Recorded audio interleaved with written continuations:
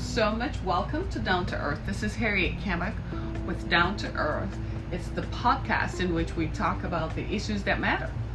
And I stumbled across something yesterday that I just felt like I had to come and talk to you guys about. As usual, you know how it is. I read a lot and then I come across stuff and I have to share it with you. So by the way, in talking about reading, how many of you know that I'm an author? I have written 3 books. I have perhaps written reviews on other people's books. So if you were to put me in your Google search, you would find that my name is attached to other works, that perhaps in one book in particular, I think I was written about myself and 100 other inspirational women around the world. Thank you to Dr. Shelley Hipsky. She's based in Pittsburgh, Pennsylvania, an awesome woman, an awesome lady who has quite a movement of inspiring women around the world. And she wrote a book some time ago called Common Threads, and she searched for 100 inspiring women around the world. I was one of them. I'm written off in a book. Shout out to me, right? Yeah, and so will you. By the end of this podcast, you'll find ways in which you yourself, having made an impact on your community. I am so humbled when I find my name attached to others and when people seek me out. I'm so tremendously humbled, even by your presence today. Just the fact that you tune in to listen to me and to hear what I have to say humbles me. When I go to my bed at night, I give thanks that I am someone whose attention you seek. Thank you. Thank you. I am forever humbled, right? So as I was telling you before, I'm an author, so you can find my books. They're available on Amazon.com, BarnesandNoble.com, anywhere books are sold. And it's interesting that we talk about authors, because that's how we eat, right? And many people like to pirate other people's works. I'm one of those people who never believed in pirating a movie or a song. I always want to know, where can I download your book? Where can I download your track? Where can I download? Because I'm an artist, and that's how I survive. That's how I eat, right? This is what I do. I write and I speak. And so it is befitting to recognize the talent that exists so that we can support one another, right? Right. So I'm going to ask you that if you're an artist, a creator, drop your work here so that others who are on this podcast can see it. And if I see it pop up, I will give you a shout out, right? Drop your work. You know, if you're a creator of something, whether you're a writer or you have a track or you yourself host your own podcast, drop it right here. I will talk about you. As a matter of fact, my good friend Mike Staley of WKMD Jazz Detroit has his own podcast. I mean, they broadcast jazz music. My good friend, the Van Keter Show, he specializes in hip hop history, right? These are brand creators. These are people who sit down one day and have an idea and bring their story so the rest of us can benefit from it. So I give them a shout out, right? So today I want to talk about the talented 10th. It's something I came across last night when I was reading. As you know, I read, right? Just like you. Most of us read before we go to bed. I've been saying it for a year now. Turn the TV off, right? Pick up a book and read it. There is knowledge available. I'm amazed at my capacity to remember stuff and my capacity to record stuff, because I think there is an endless supply of knowledge out there. I don't think that I will ever know everything that I want to know. I'm constantly searching. My brain is constantly just gathering data, and it stores it, and then it regurgitates at the time when I need it, right? So last night as I was reading, and I must give this as a disclaimer, I was not born in America, right? So I'm not native to the history that resides with Black Americans. Let me say that. So hearing about the concept of the talented 10th surprised me. I'd never discussed it before. Having not studied here, it was not a sociological concept that I was familiar with or that I had come across. So I had to delve into it and do some research. one of the things I did was I asked my daughter if she were aware of it. My daughter, as you know, has graduated law school, right? So I thought that she might have come across it. I asked my youngest daughter, and she said, foreign concept, never heard of it. And I'm like, you're in high school and you've never heard of it. So that tells me how relevant it must be to the thinking of the time. So I did some research into the talented tenth, and I want to pose the question to those of us who are of the Black diaspora: is the concept of it, talented tenth, is it relevant to Black America? Someone on my timeline just said there is no Black America, there's just America. Well, that's what we are striving for. We're striving to see all of us as one, because that's what we are, one. However, we're a potbelly mix, and we're a motley crew of different people from different lands with different ideas and so on. So in an effort to appreciate one another, I think you need to know a little bit of my history. If you don't know my history, you don't know where I'm coming from.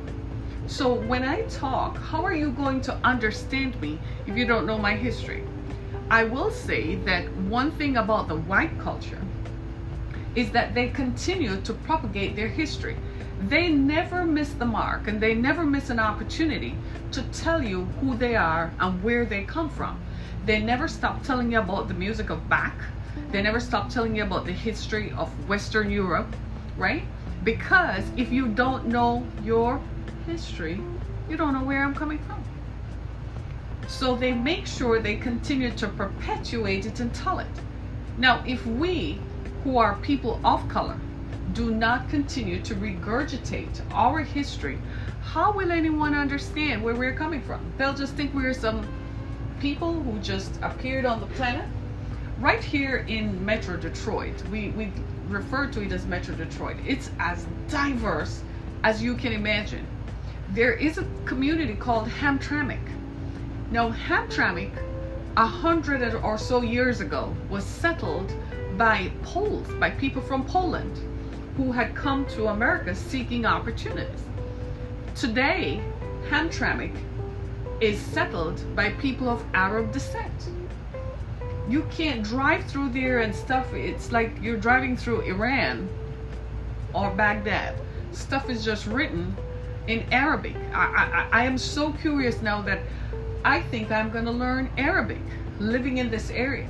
In fact, part of our community in Metro Detroit is Dearborn. Dearborn has the highest number of Arabs outside of the Arab world, right?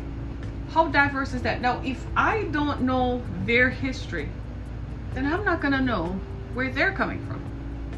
If they don't know my history, how are they going to know where I'm coming from? So I'm driving through Hamtramck, and there are people from Yemen, Jordan, and everywhere else. I mean, in fact, there was a sign that says Bangla Town. I learned that there are a number of people who came from Bangladesh.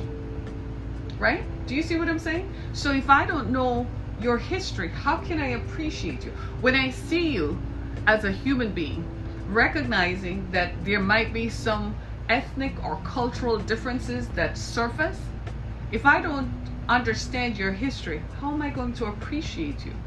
How am I going to show you the respect that is deserving of your personhood? In a lot of ways, that is what is wrong with our culture. Black Americans have been so dismissed by the majority culture for so long that now we're faced with a dilemma. You know what the dilemma is? In another 20 years, the minority will be the majority. And because we're facing that apocalyptic event, it's almost like an apocalypse of our population, we're now immersed with, I don't know these folks, I don't know anything about them for so long, we have dismissed them, we haven't paid any credence to who they are. So I'm proposing and positing that there is a part of us that you need to understand.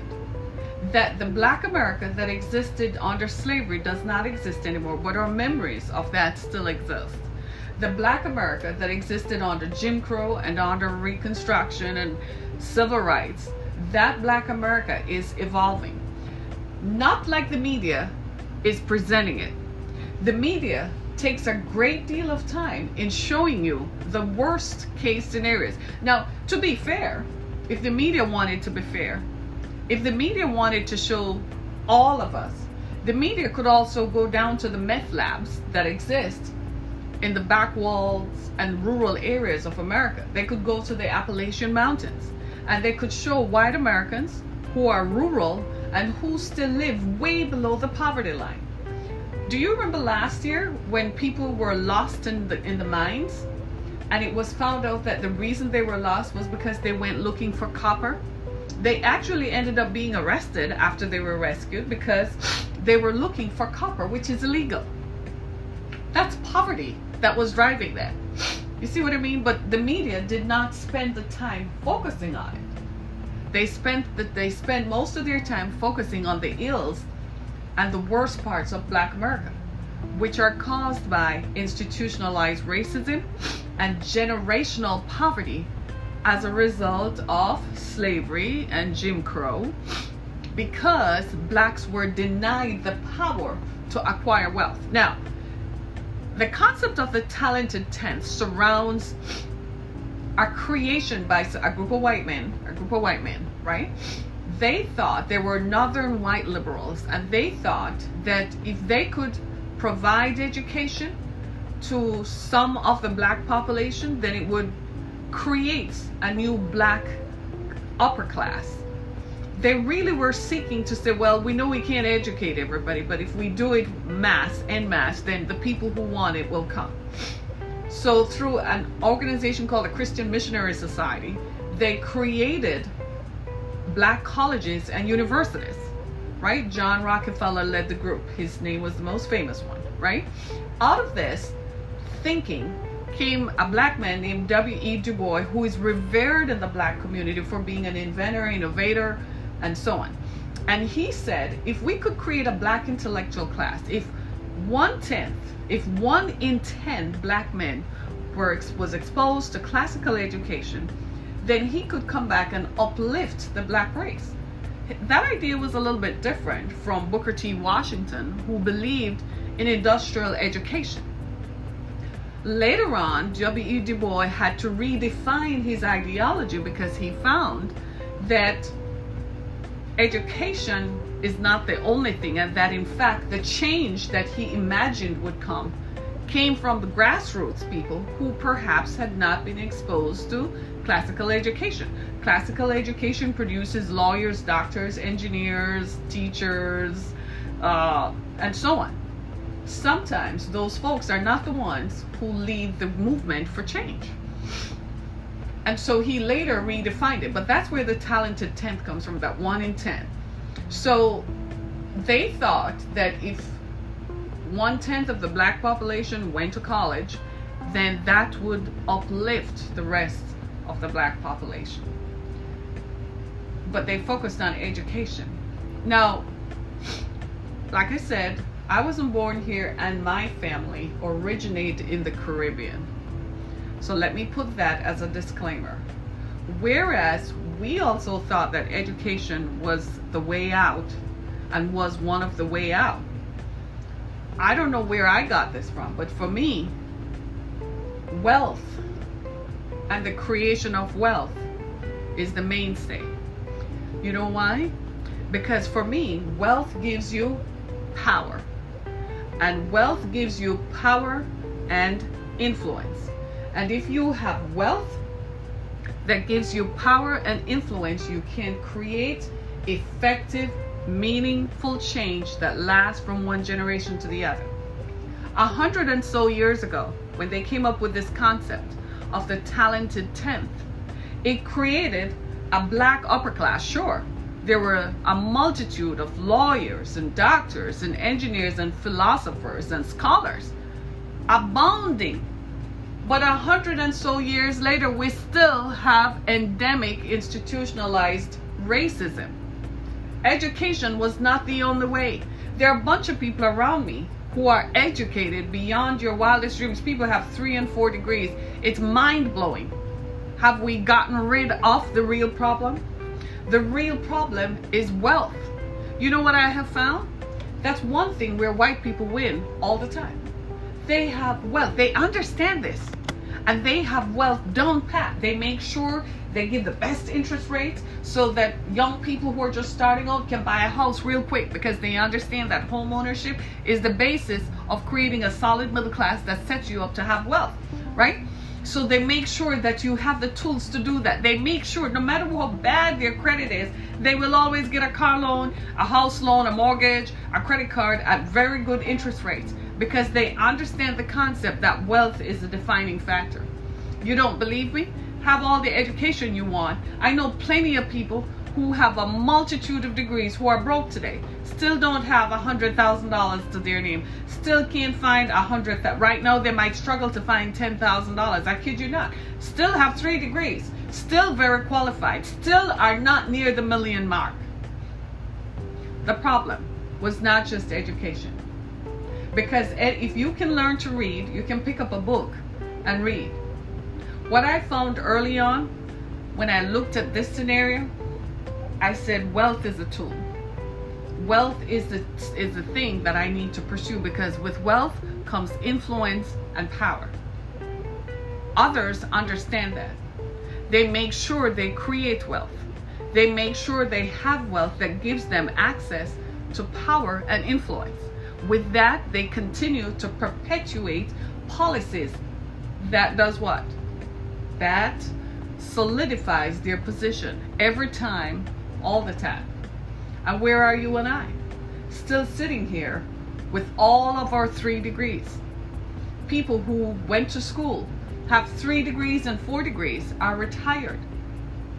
And if you ask them right now for $10,000, they can't come up with it. I mean, they can probably pay their mortgage, pay their rent, but the cost of living is escalating so fast that what they thought they could retire off and live off, if you live long enough, you live beyond 10 years after retirement, you find that you're really in a problem. You're in a sticky boat.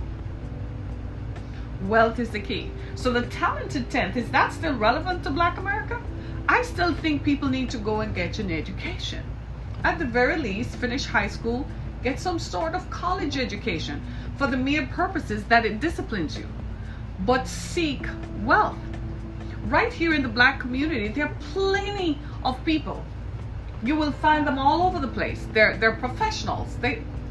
If they can find work, they earn less than their white counterparts do. Typically, they are not promoted as much as their white counterparts are. They're still hanging on to the American dream. And there are still Black folks who, by now you've had 2 or 3 generations who, were college educated, so they're passing it on to the next generation and so on and so forth. And so you could say there has been some success, but where is the wealth? I want to see the real money. The money is where you win. You know how I know that for sure? Elon Musk, a white man who came here from South Africa, was going to school in Canada, decided to transfer to a school here in the US, and he and his brother developed a software called Zip. Anybody remember that? You couldn't open a zip file. If a file came to you in a zip, forget it. You remember that? Well, they created that software and made $340 million by 1999. Wealth. I don't know if he finished school. He didn't say he graduated, he just said he attended. Right? Wealth is the key. Might I name another one? Right?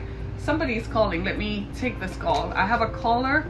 Caller 314. Good morning. Welcome to Down. You talk about the talented 10th. Yes. That can be looked at 2 ways. Of course, in any society's population, I say any ethnic group's population, you're going to have a certain percentage of that population that's going to perform and achieve extraordinary things. Now, 10%, or it could go a little higher. Also, you had a statesman by the name of W.E Dubois thought that it would do blacks good to mix with white and to improve 10% of the population along a whole host of areas. Yeah. So that's two perspective ways on how that came about. Now, another thing, too, you talk about developing the wealth. One of the major problems I see in black society, and I am considered black African American, is the one you may mention, the economics, and also the education.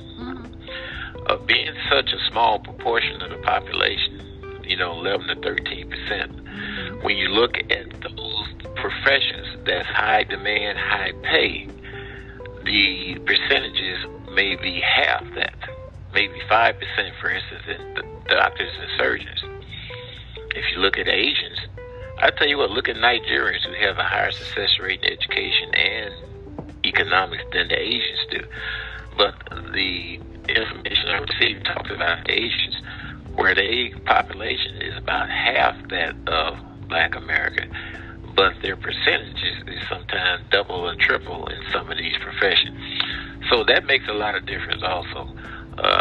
If you overrepresented in low-paying majors, well, it's going to reflect in your wealth. I mean, where else can it not reflect that? Interesting. Yeah. Then another point.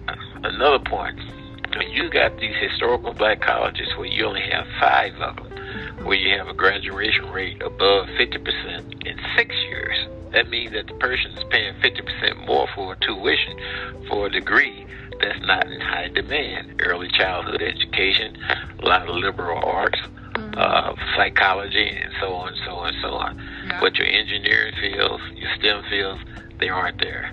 Now, my last point, it's not necessarily the child's fault. It's society's fault and where they come from. Coming out of these elementary schools where the parents do not get involved. A parent should have their child evaluated asset to see exactly if they in the 5th grade that they are doing 5th grade work. Right. If they in the 8th grade that they are doing 8th grade work. Right. And that's not happening. And children should not be locked down in one environment. That's why I like school choice with vouchers, especially it would benefit less fortunate families who don't have the money, but the parents are doing everything that they should do in order to improve the education of the child.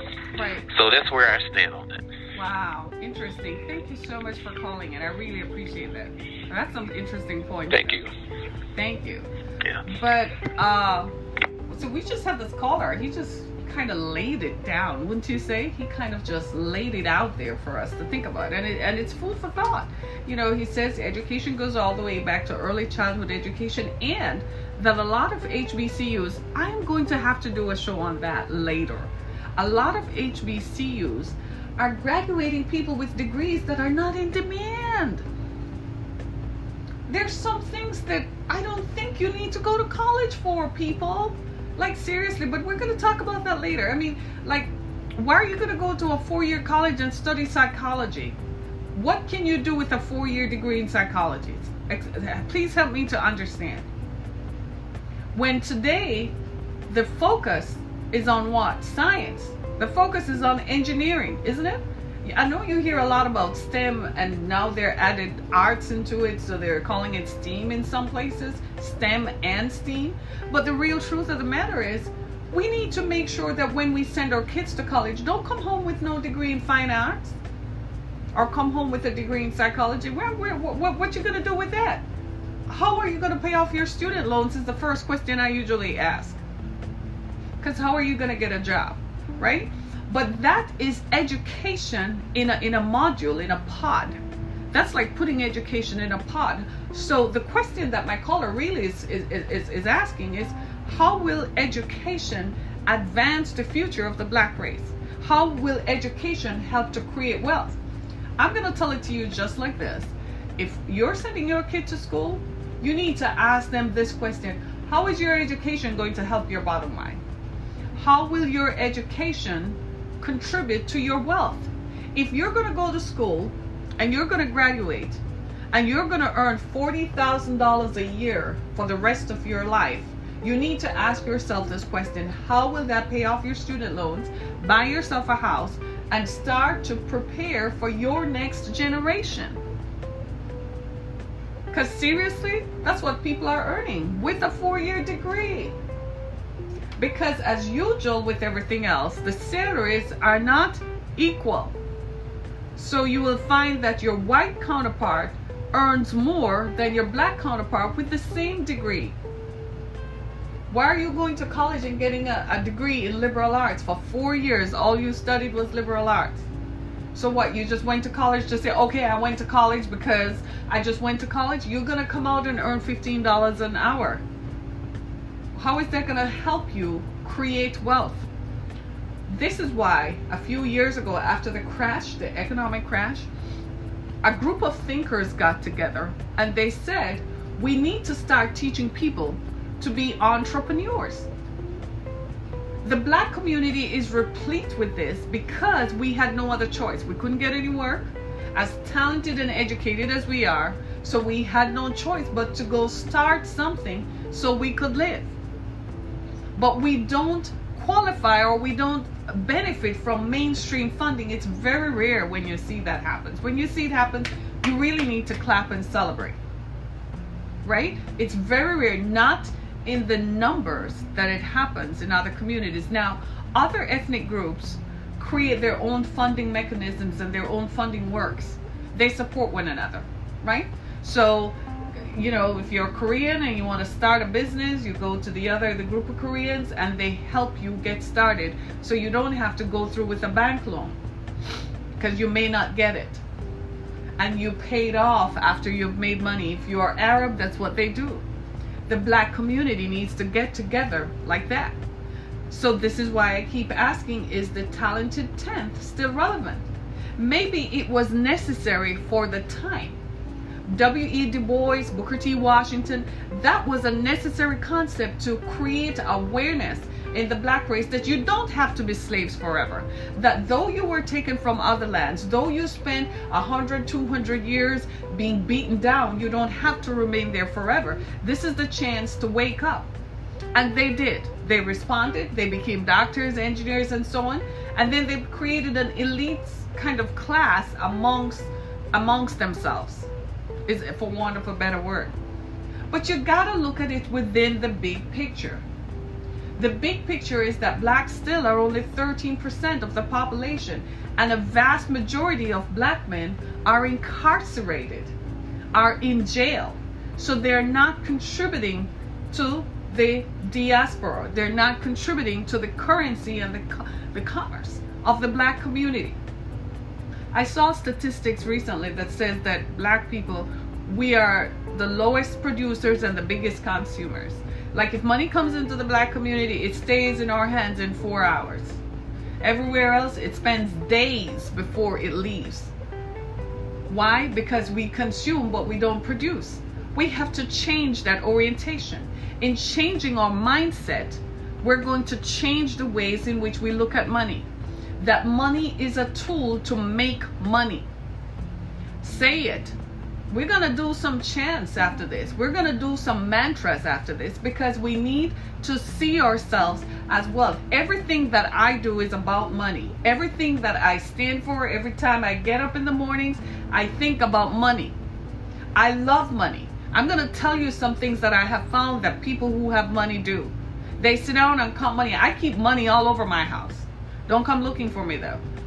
Right? It's one of the things that I have seen people do. They keep money. Keep money in your wallet. Keep money so you attract money. Look at money different, right? So they may not give you, you may not have credit, or they're not going to give you the credit at reasonable rates. Well, we need to find other ways to fund. You see all these people out there who are doing all kinds of stuff. I look at you and I'm like, if you have that much knowledge and that much enterprise, why don't you do something with it? If you can go think about how to distribute illegal substances, put that to something. It's going to take you longer, but you're going to win because you have the intellect and you have the wherewithal. So 100 or so years ago, it was necessary to think that only 10% of the population could rise up. That's not true today. People don't want to rise up. Some people are stuck and they can't focus. Some people are just devoid of opportunity. Later on this week, we're going to do a show on something we discovered in Mississippi, where there are still debtors' prisons, where that disproportionately locks up black people. In fact, they found 3 judges who are guilty. After I do that show, I'm pretty sure I can't go to Mississippi or drive through there. I'm pretty sure I'm going to rip it totally up from the ground up. When you look at that, you see that those economic policies and those judicial policies directly were created to imprison black people who owe money. People owed like $3,000 and you lock them up, right? These are the questions that we need to address. This is why everybody's going to school to get a degree, and I'm like, we're the social change people. We're the social activists to bring attention to matters like these, so people can know. It's one thing for you to go fix the bridge and go study how to build the bridge and be the consultant on the bridge, but I still need people to go before the legislators and say, why do we still have debtors' prisons in Mississippi that disproportionately locks up black people, that disproportionately locks up people who have been generationally and endemically poor because of public policy that has created that poverty over time? Come on, people. Let's just be clear. Let's just be clear right here. People did not just grow up. Let me tell you this, for those of you who are non-black, right, and who might think or buy into the idea that black people are lazy, that is a lie from the pit of hell. Those of you who are non-black, who have been fed this story that black people lack enterprise, that is a lie from the pit of hell. You have no idea what it has been like to fight against a system of economic oppression that continually tries to subvert you and push you down. And every time you try to get up, it just doesn't work. There's somebody I know who is a politician. The party, the Liberal Party, will never put her forward because they just don't like her. Why they don't like her? She's not a bad person. They just don't like that about her. They want to continually push people whom they like. No, she's well qualified, but what is she gonna do? Do you see what I'm saying? People rake up. They talk about being woke, and I'm like, what are you talking about being woke? This stuff has been going on for over 100 years. We cannot afford to fall asleep at the switch. If you go into the Korean community, I learned recently that there are 10,000 Koreans in the Metro Detroit area. They're not broke. They send their kids to school, to college. And they're not broke. And the vast majority of their kids don't always end up working in professions like that, in medicine or engineering or economics, right? They also go and take over mom and pop business, take what they have learned and make it multinational and multi-million-dollar businesses. You think I'm joking? Just go in there and you see the younger generation running the same beauty supply that you went to when you were a kid. And it's the younger generation who has taken it over. Because you know what it's about? It's about the moolah. It's about the money. See them boys down yonder? The Arab boys? It's about the money. Don't you see? You know why they're fighting and blasting off rockets? What are they protecting? Their moolah, their money. It's about the money. It's time for Black America to get over this thinking that intellectualism is what is going to carry us forward. No, you need people who have the money to fund change. There's a crazy guy out there, P. Diddy. I used to really like his music. Now he has become an arbiter of social change. He believes that he needs to have the money to support those activists who are moving forward to create social change and positive social change. I applaud that. Now, somebody else is going to look at that and say that's subversive because it diametrically opposes the public policy that you want to put forward of ensuring that black people end up only in prisons. He's saying we're not going to do that. They're advancing projects like the Innocence Project that completely exonerates people of color who get locked up and due to lack of funds can't hire a lawyer, right? So what happens to them is that they end up what? Being locked up forever. The problem that Black America is facing right now is student loan debt. It's crippling. So no matter how many degrees you have, the education, you are working in the field, you're paying at least 10% or more less than your white counterparts, but your student loan is eating up your reserve. You still are retiring, owing money on your house, your primary residence. You still are retiring in debt, more debt that you've accumulated over a lifetime. Do you see the problem? The problem, yeah, you went to school. The problem is still what? The money. Let us focus on the fact that creation of wealth is what is going to help everyone. Now, I believe in education. I think we all should go get educated, right? It disciplines the mind, gives you focus, and makes you choose and focus on something. We need more Black engineers. We need more Black lawyers. I advocate for that. You need more Black lawyers who become judges and Supreme Court justices. In other words, what I'm saying is be strategic in your pursuit of education.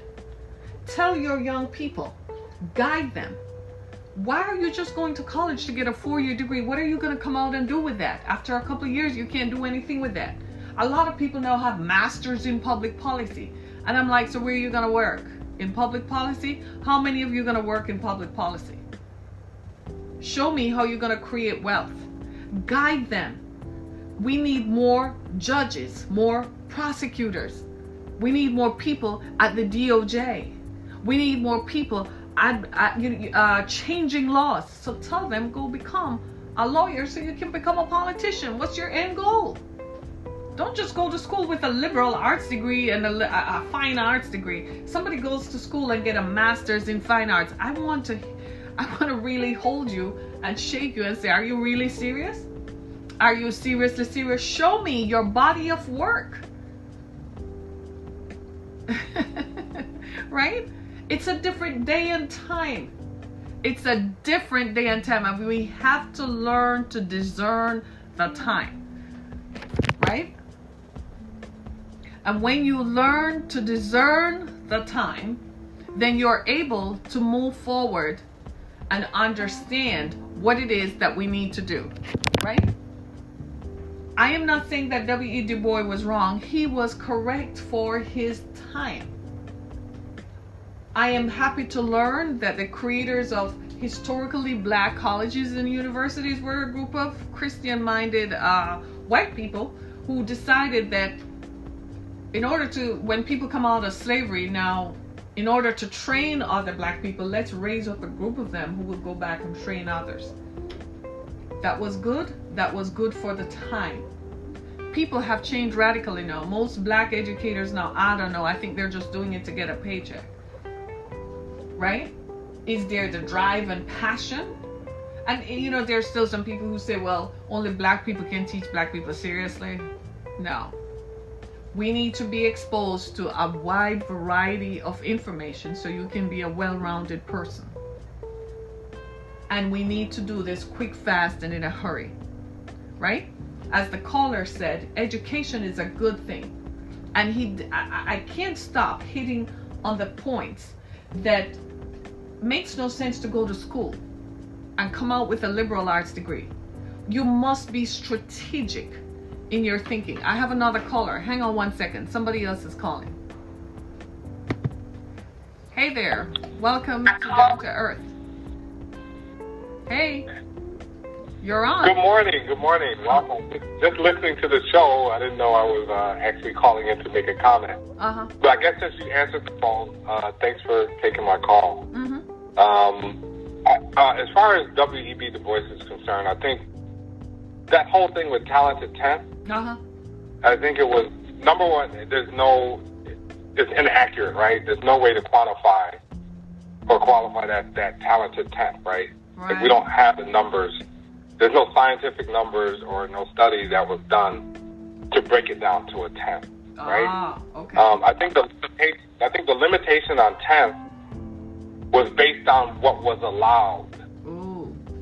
Right? Mm-hmm. So there were only so many Black people that were allowed to get to certain positions and to have a degree. Oh God. Based on what they felt was was acceptable.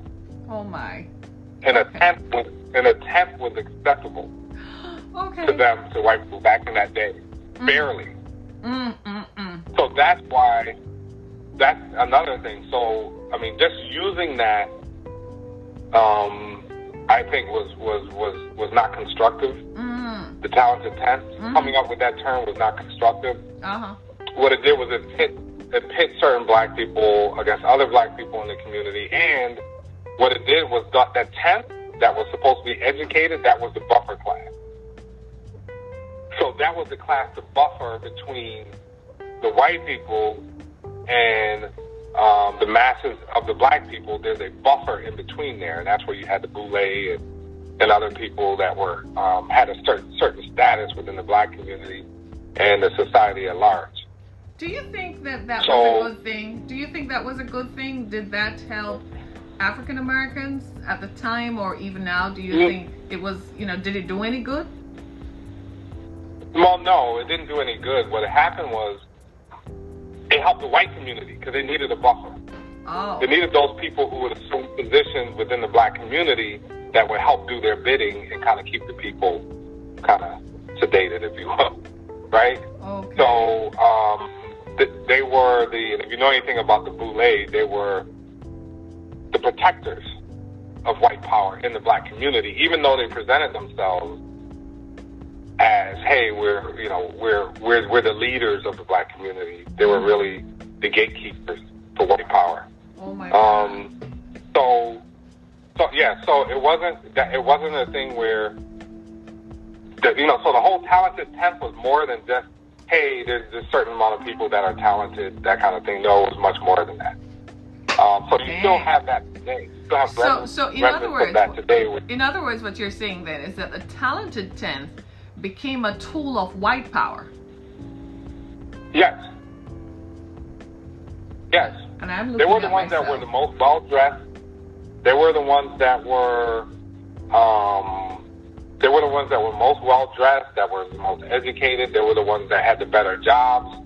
They did the bidding, right? Those were the ones that ran for, if somebody was running for office, it would be them. They would put them up to run, right? Because they knew what needed to be done for white power. Like they knew that they could only go so far. They knew what they needed to do to protect their paymasters, kind of, sort of. So, yeah. So it wasn't a good thing. And even to this day, when you look at groups like the Congressional Black Caucus and all of them, I mean, that's just an extension of the whole boule and that whole talented 10th.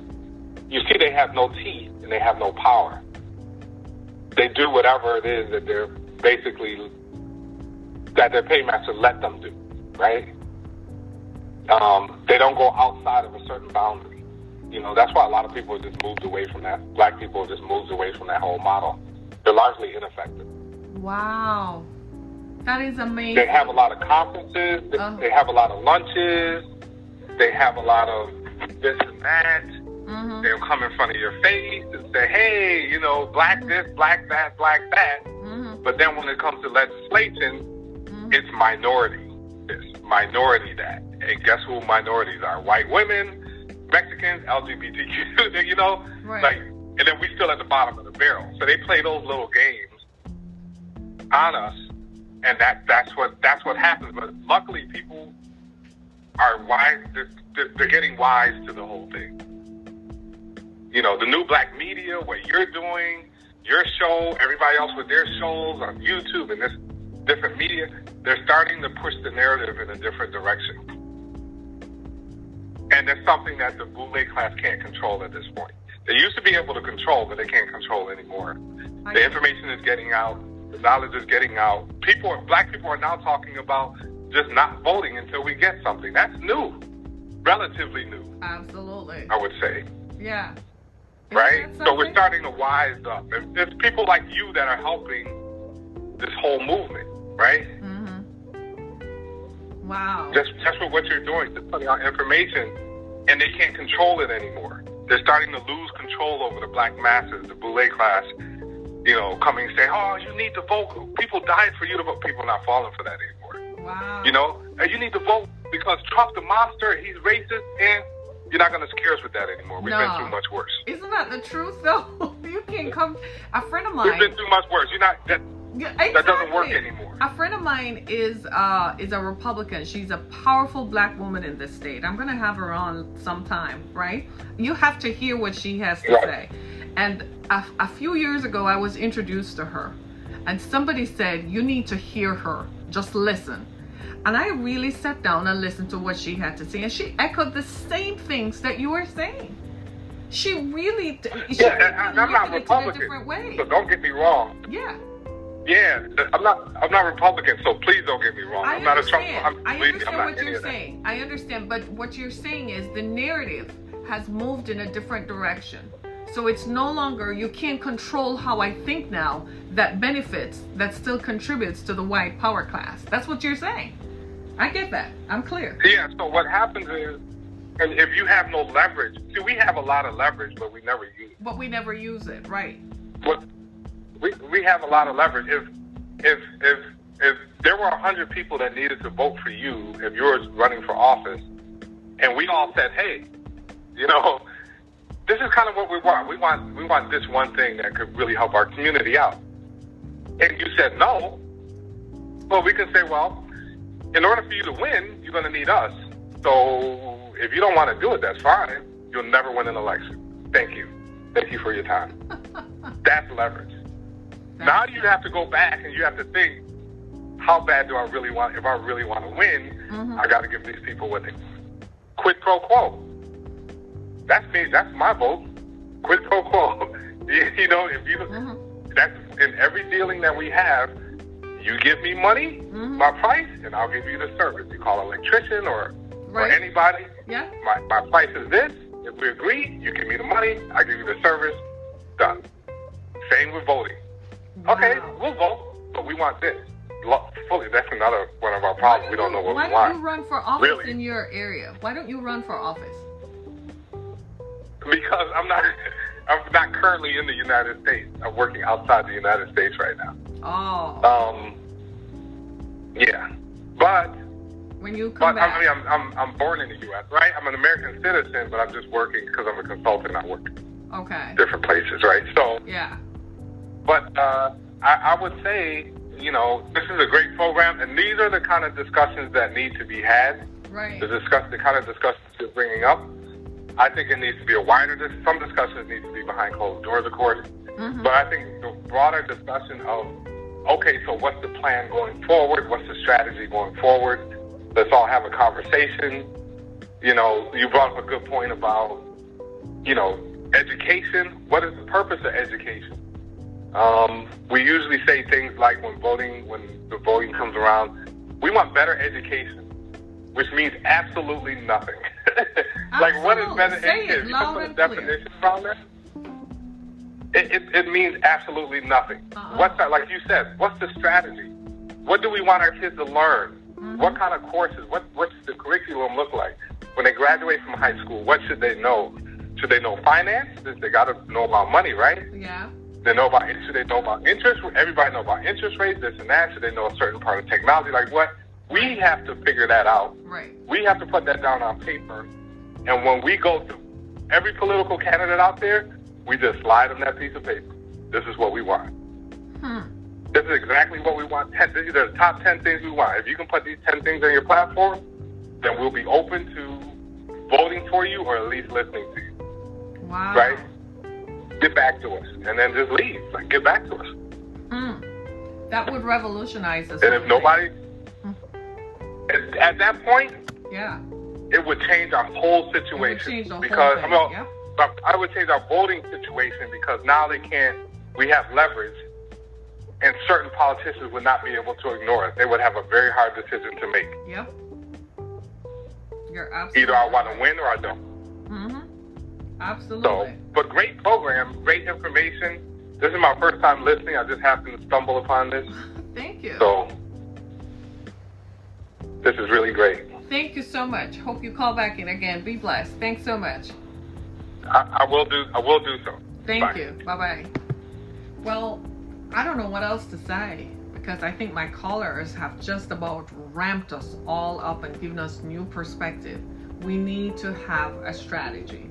We need to figure out what it is that we want to achieve. And like I said, the talented 10th might have been good for a different time, but it does not apply anymore. And if it were really cloaked in the advancement of colored people, but really was meant as a continuation, as a tool for white people to control black people through a group of people, which sounds like what it was, then that day and time is over. Now, through media and open media, a politician can speak to me and you. He can just talk to us through social media, pop up on your Facebook page and tell you what you want. Well, that media is interactive. So we no longer have to sit and wait for him to show up in a room filled with 5,000 other people and you can't get to him. You can interact with him right there on his Facebook page, right there on his Twitter feed, right there on his Instagram page. And you can ask him, what's up? Here are my concerns. You want my support? Here's what is on my mind. When people come to me and ask me, I said, what you talking about? I always want to know, what's the story? What are you defending? What are you interested in? Well, here are the things I think we should focus on.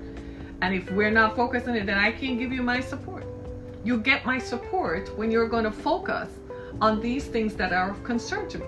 Right now in the black community, my biggest problem is wealth creation.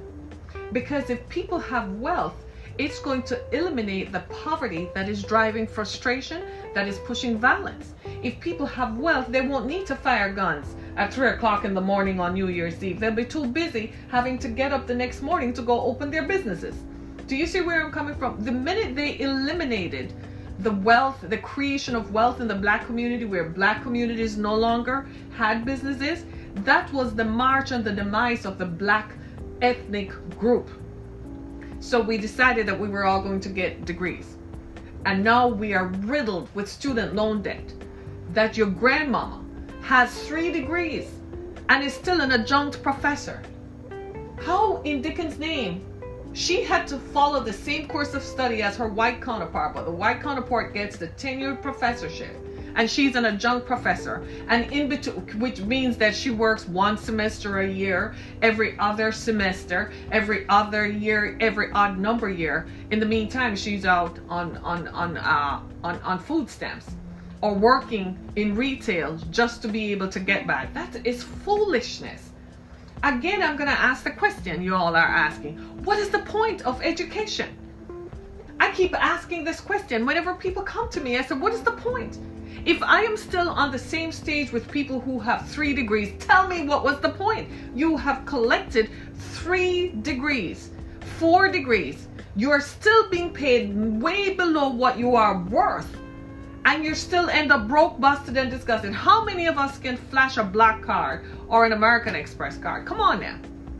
Do you see what I'm saying? And there is still a black upper middle class. Yes, that exists. And they still act as if they're elite, and they do simulate. This is the thing I don't like. I like when you're original and you are proud of your own skin. I like when you walk in your truth and you are proud of who you are. I don't have to simulate being anybody to feel validated as a person.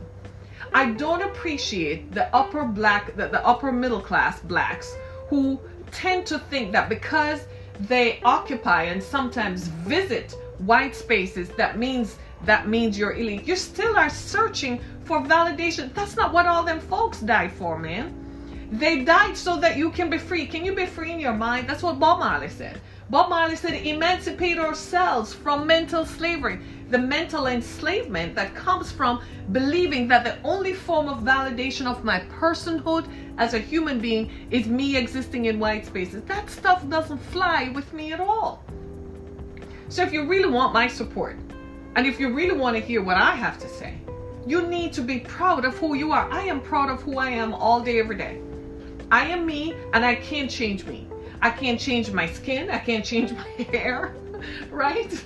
I can't change the way I sound. And guess what? I'm all right. I love being me. I also believe I have a contribution to make.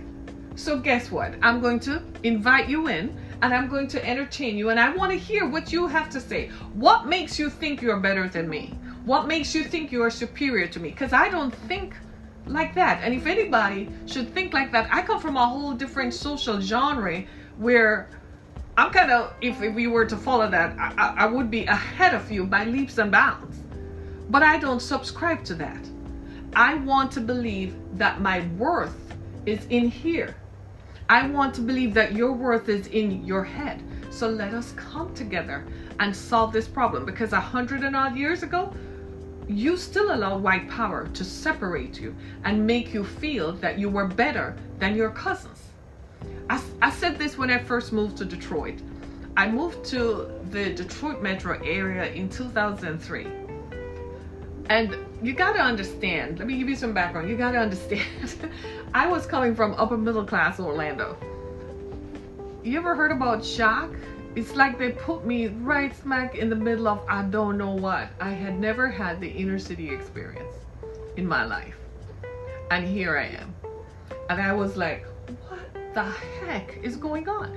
I couldn't believe that as a group, black folks were not united. That there was, I used to call them the black intelligentsia, because they acted as if they were so far removed from their cousins. When as an outsider, what I observed was that white people saw you all as the same. They don't see you as a black engineer or a black doctor. They see you as black, period. Do you see what the definition is? The defining thing about you is your color still. And yet, here are black people over here separating themselves as if that made a difference, as if that was going to change anything. And 100 years later, we still are stuck in poverty, and endemic generational poverty that is producing the highest death rate amongst young black people. My God in heaven, call any mortician or funeral home and see the funerals that are lined up with young black men. They fill the slabs on mortician tables in any major city in the USA. What is the black intelligentsia doing? It's not me. I'm not one of them. I'm different from them. Please just see me as I am. You are not making a difference. Because at the end of the day, when they wipe out your position, you end up in the same place as your black cousins. Now you get me. That is what you need to change. So now go back again and come back again and tell me you're going to line up, be a politician, and don't just be part of the caucuses that push forward the ideologies that they want us to push forward. Is it benefiting us? Is it gonna move my mountain? You gotta hear from my friend Linda Topper. You gotta hear how she sees it different. I found someone who actually saw it in the way that I was thinking, because I see this as a collective problem. This is not, I have friends, I asked my friends this when I moved to Detroit, right? I discovered that in Detroit, there's a social demarcation line. It's called 8 Mile Road. 8 Mile Road is the disconnect between Detroit, the city, and the suburban areas to the north. I found that in the personhood and in the mindset of a black person, migrating across 8 Mile Road meant that you had crossed over into the promised land. 90 seconds. Right? And what I found was that they forgot that their cousins lived over here. And I used to say that as long as your cousins still live here, there's no change, because the way the wider community sees us is that we're all black. So get with it. Do you see what I'm saying? It's time for a change. It's time for a change. We need to change our mindset. This is about the money. Make the money. 60 seconds. Tell them, change your major. Don't come out here with no fine arts degree. Go make some money. Think about how to make some money. And then we can start talking. This is Harriet Kimmick with Down to Earth. Thank you so much for joining us. I look forward to having you back. Make sure you participate in the various places that you see us, Apple, Spotify, Google Podcasts. They want me to say all this stuff and I can never get it in. This is Down to Earth, everybody. Be blessed. Thank you so much for being a part of my show this morning.